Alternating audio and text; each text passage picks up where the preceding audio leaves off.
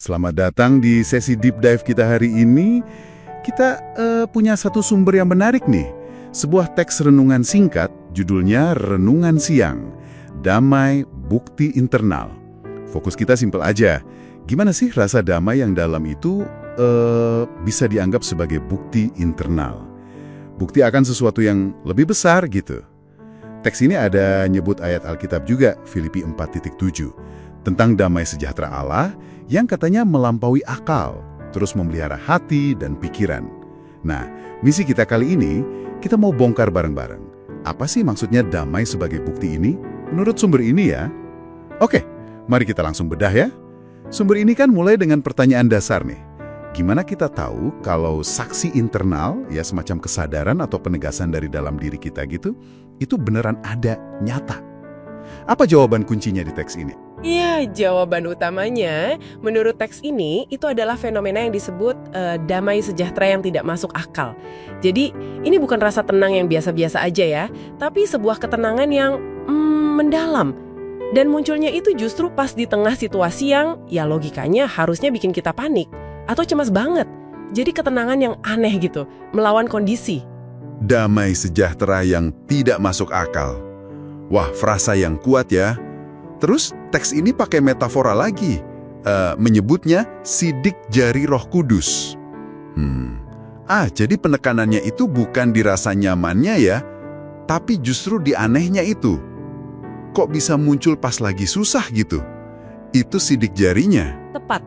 Yang menarik memang pembingkaiannya ini, damai ini, kata teksnya loh ya, bukan sekedar perasaan subjektif aja. Bukan cuma, enak rasanya. Sumber ini menyajikannya sebagai bukti, lebih konkret gitu. Semacam jaminan internal. Kayak sidik jari di TKP lah, ini dianggap tanda khas. Yang secara aktif nandain kehadiran atau perlindungan ilahi. Teksnya pakai istilah di tangan Tuhan yang benar. Jadi ini lebih dari sekedar merasa tenang, ini diklaim sebagai semacam data gitu, bukti kehadiran. Oke. Poin soal damai sebagai jaminan internal ini menarik. Soalnya, ini geser fokusnya ya. Dari cuma merasa tenang, jadi kayak punya sesuatu yang nyata. Nah, kalau damai ini dianggap bukti, sidik jari, terus apa pentingnya kita secara sadar mengakuinya saat rasa damai itu muncul? Kenapa langkah mengakui ini penting menurut sumber ini? Gini, dalam logika teks ini ya, pengakuan itu adalah cara Anda secara sadar mengkonfirmasi apa yang disebutnya tadi bukti nyata dari jaminan itu. Kayak nyambungin titik-titik gitu loh. Anda ngalamin perasaan internal yang nggak bisa dijelasin ya kan, damai itu. Terus Anda secara sadar hubungkan itu dengan keyakinan eksternal. Oh, ini jaminan ilahi. Ini nyambung lagi ke ide Filipi 4.7 tadi. Bahwa damai itulah yang memelihara atau menjaga hati dan pikiran. Jadi pas mengakuinya itu seolah bilang, oke, saya lihat buktinya, saya terima jaminannya. Gitu, semacam validasi internal lah. Oke, masuk akal kerangkanya. Jadi setelah kita paham nih gimana sumber ini lihat damai sebagai bukti, terus pentingnya kita mengakuinya, pertanyaan berikutnya ya, gimana ini relevan buat Anda, para pendengar? Secara pribadi gitu. Karena sumber ini kayaknya nggak cuma jelasin konsep aja ya, tapi juga dorong kita buat refleksi diri. Betul sekali, teks ini secara eksplisit nantang Anda. Dengan pertanyaan ini, pernahkah aku merasakan damai Tuhan di tengah situasi yang sulit? Nah, ini kan jelas banget ya upayanya untuk menjembatani konsep teologis yang mungkin rasanya abstrak itu dengan pengalaman hidup Anda yang nyata. Yang konkret. Ini kayak ajakan untuk ngecek data internal Anda sendiri. Coba cari, ada nggak sih resonansi antara pengalaman pribadi Anda sama gagasan damai sebagai bukti ini? Oke, jadi kita udah bongkar ya gagasan inti dari renungan singkat ini.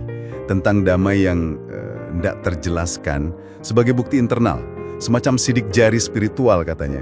Jaminan di tengah badai kehidupan.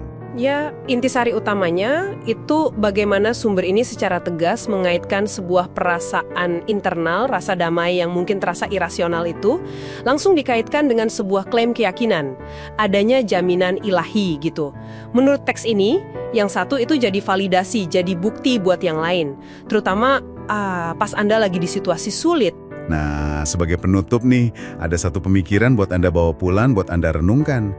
Kalau damai internal ini dianggap sebagai bukti, ya seperti yang disarankan teks ini, Gimana konsep bukti internal semacam ini bisa memengaruhi tindakan atau keputusan Anda, terutama pas Anda dihadapkan sama tekanan eksternal?